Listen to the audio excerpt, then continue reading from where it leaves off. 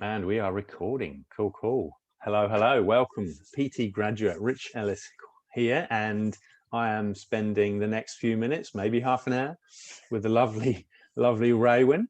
And people like to call you Ray, or you like people to call you Ray rather than Raewyn? Yeah, mostly. Awesome. So Yeah. this is what I know about Ray. She's based in Wellington. She is she's been in the industry a good number of years, has got some good tenure under her belt. Didn't start in the industry, shifted into it a little bit like myself, and was based in a big box Les Mills for a good number of years. So has had all of that sort of big space experience, and now has shifted into your own space, Ray, and just, I guess, adapting to that new life in terms of seeing clients in a different space, face to face, but also online, right? So you've got that hybrid model going on, and you're certainly, the space that you work in terms of the market is certainly non-traditional from a, I guess, PT point of view. You've gone down this holistic pathway. And that's about it. So fill in the gaps for me, Ray, because I know that there's plenty in there. Obviously, you've got a legal background originally, and you were involved with Parliament. Fill me in.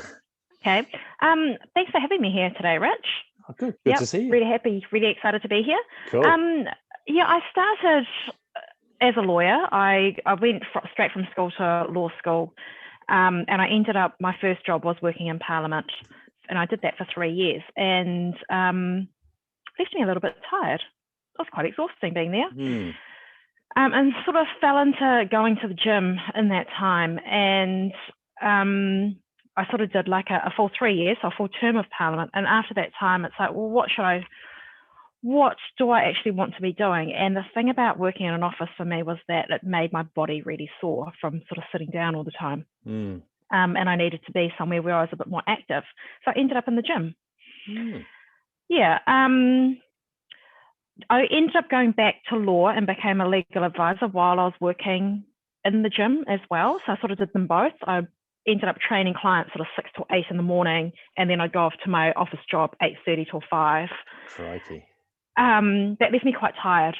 And eventually I had to make a call, and I ended up calling it quits on the legal stuff and going full-time in the gym. Okay. And that was I probably did that for about 3 or 4 years. So that was probably about 15 years ago that I made that switch. Yeah. Okay. Okay, good. And then with COVID, everything shut down, as we all know, and I moved all of my clients online. So I worked out here in my lounge, hooked up everything to my TV, and that went really well for 5 weeks. And then when it was time to move back into the gym, a lot of clients were quite hesitant. So I ended up doing like a couple of days at home and a couple of days at the gym. But then people would be going back to work at different times, and then they'd ring up and they'd be unexpectedly at home or something. Can I be online today? And it's like, well, I can't be online in a big box gym. It's just too noisy. I can't have my laptop there doing my thing. So that kind of forced me to make a move out of there and find my own space, which happened in August last year. Cool. Brilliant. And that's where I'm at, working by myself. And obviously you're heavily into in education and self-development and learning, so that you can provide a better, more enriching service for your clients. What's taken you down the pathway that you've gone? I mean, obviously we've done some study together, so I understand that stuff. The stuff I sort of haven't done, where you've kept going, is that functional health space. There may be other names for it. Can you explain a little bit about what it is, and I guess how it helps your clients? Absolutely. So for me, we have these clients that come in, and they're our sort of more tricky cases that get us to think a little bit more. And I came across quite a few where the problems weren't entirely exercise and food related. So we'd be doing all the right things, but we weren't getting any better. Or I knew that something was holding them back that was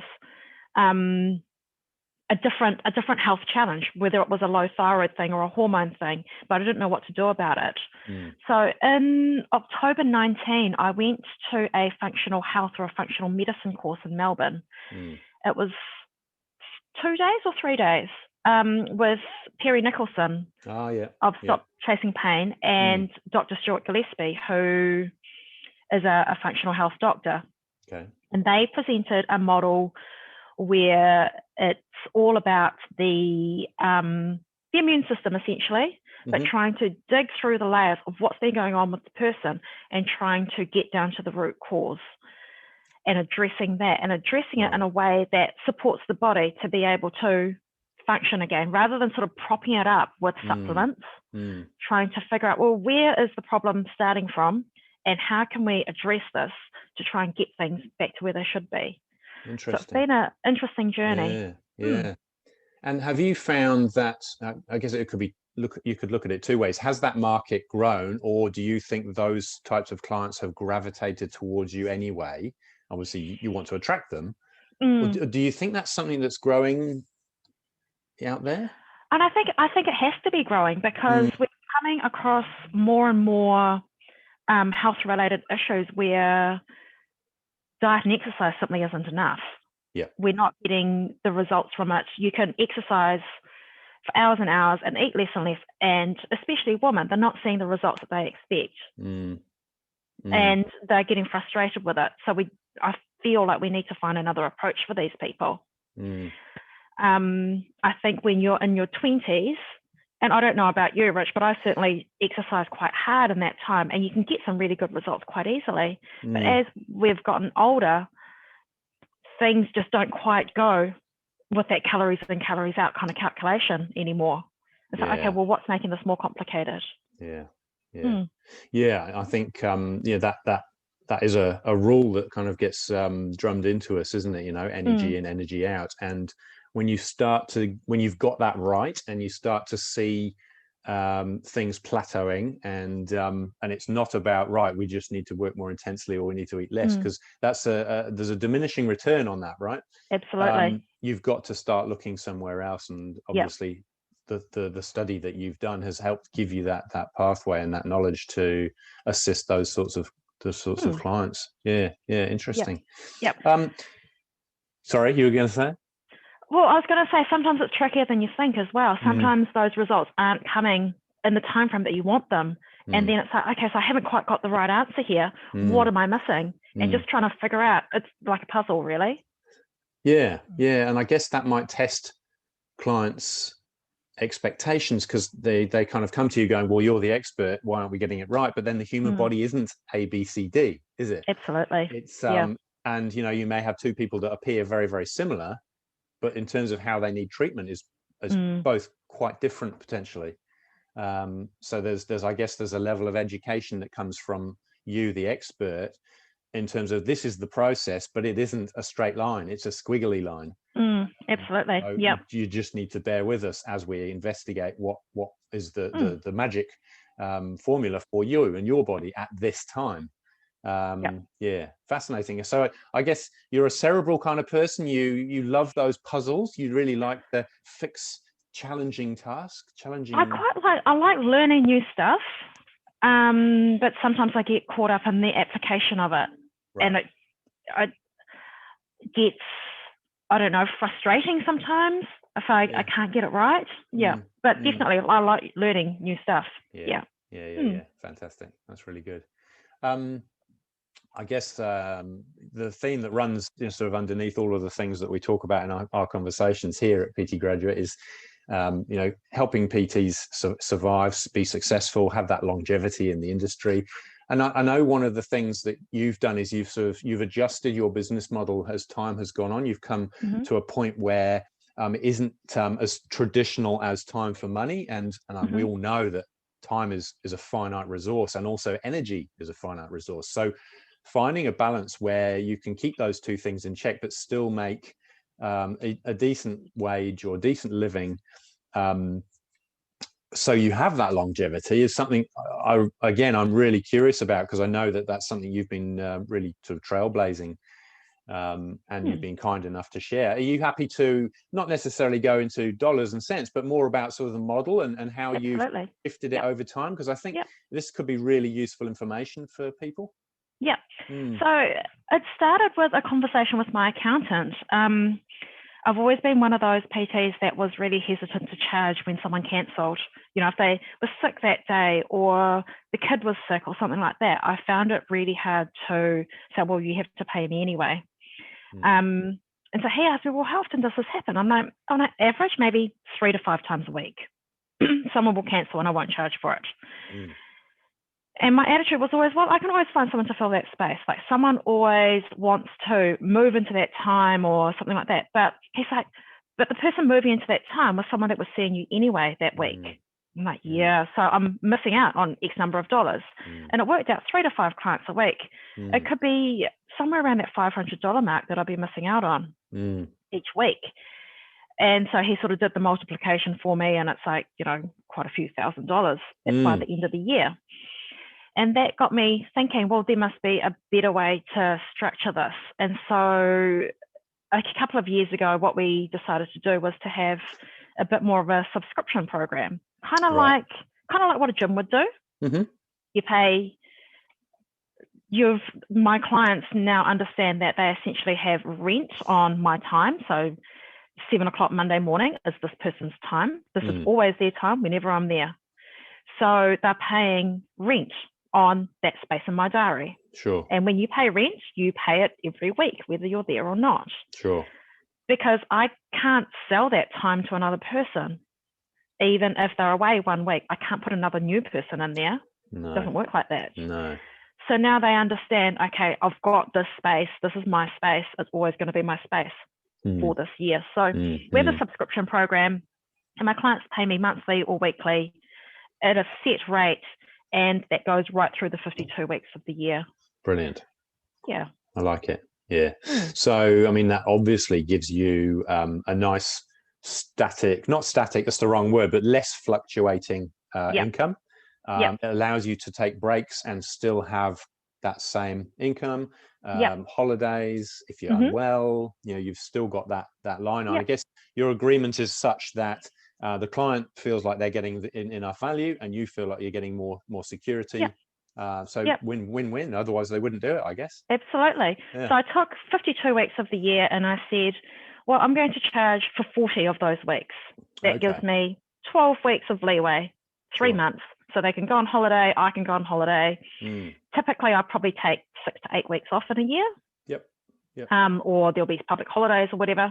So if my client is there for the whole year that I'm there, they mostly will get more than 40 sessions a week. Right. But I've taken my price, times it by 40 to get my overall price, and then just divided it up equally over the weeks. Gotcha. So the AP just comes in week after week. Brilliant. I love that model. Yeah. Again, so then you're not charging by the hour, you're charging by the subscription, and people are either on board or they're not. Cool. And it gives me certainty. I know that this person is going to stick around. I do give them a month's leeway if they decide circumstances have changed and I want to quit.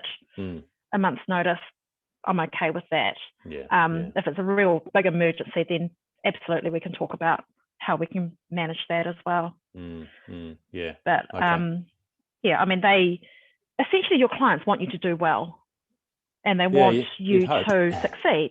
And so once I've sort of laid it out, especially to my existing clients, they're like, oh, we had no idea. They don't see the inner workings, do they? And I guess from a stress point of view, we're physically stressed because it's a very active role. But if you add another layer of stress from a financial point of view into the mix, that can start to get uncomfortable and potentially unhealthy and harmful for our own well-being. Absolutely. Especially at a time like Christmas, most people will take that time off. You may be left with very few clients and no income coming in, but you're still paying your rent and you've got your Christmas presents to buy and all the stuff, a holiday to pay for, and you don't have holiday pay like a normal employee or a person that makes a wage. So I think absolutely. More clients, more trainers need to think about, well, how can I make it more sustainable in this way? And I think there are some out there who are doing that. They use a payment system which does the managing of that for them. But I wouldn't say everybody. I think there's probably a lot of people still sticking to that traditional model, and potentially, there's an opportunity for them to review that and sit back and go, actually, if I changed this, how would things go? How would my clients handle it? And what could my business look like as a result of that? So it's definitely worth something to look at. You're a bit of an animal flow guru, I understand. I've seen I've seen a number of videos of you flowing, and they're pretty impressive. And it's something I've tried to do, something I've struggled with, being long and lanky. But I'm told Mike Fitch, who invented it's long and lanky, so I haven't really got a good excuse. Yeah, I think he's about 6'2". You're very similar, very similar. Yeah. So I just need to keep chipping away. So what was it that sort of drew you to animal flow? Because I know it's one of your things. It's been one of my things for quite a while now. I think I went to the level 1 in 2017, I think it was, or 2016. What drew me to it? Just that you didn't need any equipment. And I was getting a bit bored with the traditional gym stuff. I think, after a while, I was sort of starting to lose interest in it. So, and there was something about getting down on the floor and just moving in different directions that I really like. So I was lucky enough to do level 1 and level 2 with Mike when he was in New Zealand. Oh, really? He came and he stayed a month in Wellington when they were spreading the word. So the Animal Flow instructors Facebook page at that time, after you qualify, you get to go into that private Facebook page for the instructors. There was maybe 500 people on that. And now, I don't know, there's a couple of thousand, I think. Crikey. Okay. So it's grown really quickly, and they've done a really good job. Yeah. A really good tool from a business point of view, would you say? I think that's really tricky. I think I really like it for myself. I use moves for certain clients, but my clients find it very challenging. And because they find it challenging, they find it frustrating, and then they want to give up. Okay. Okay. So spending that time on their wrists is hard. Getting your left and right when you're flipping over. Somehow it just seems to change sides. And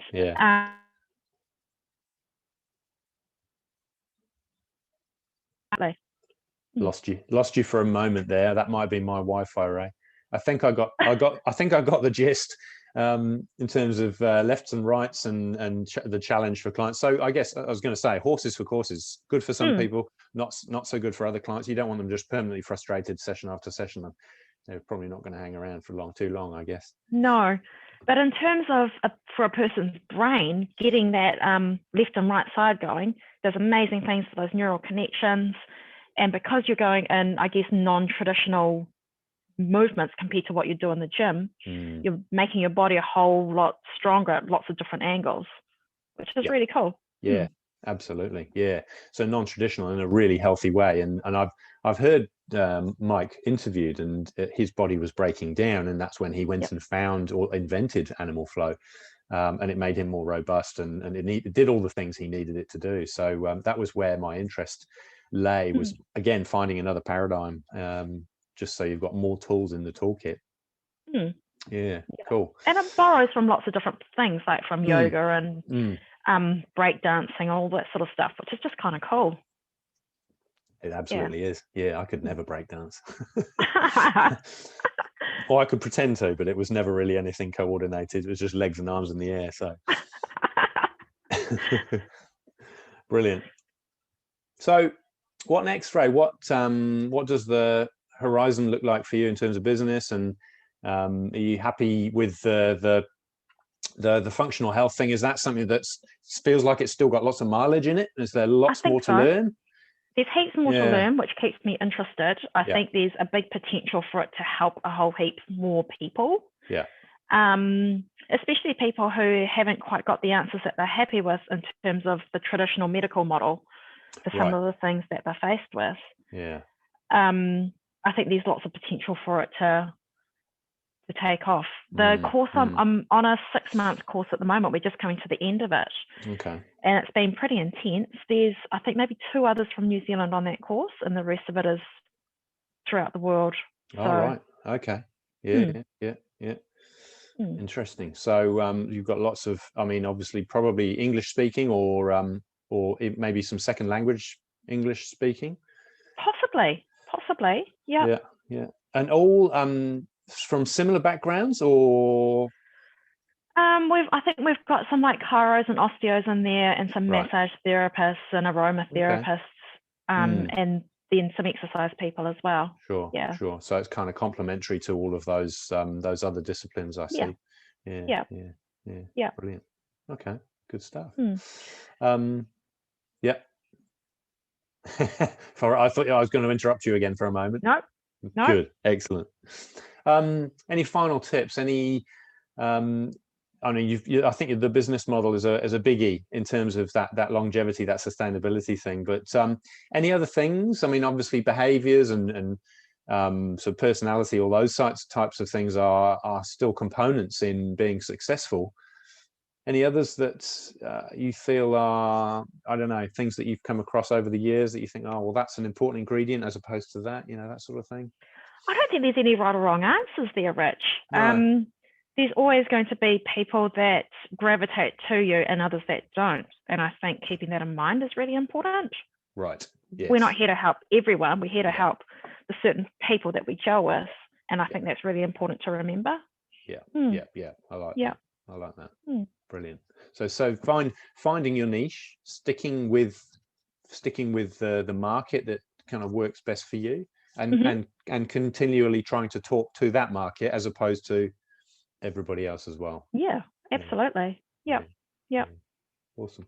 Cool. Well, I really appreciate your time. Thank you so much for filling us in on all about you and your perspectives and what you've done. It's been really, really useful to get, just a different perspective and a different pathway in the industry, and some really good business ideas as well. So thank you for your time.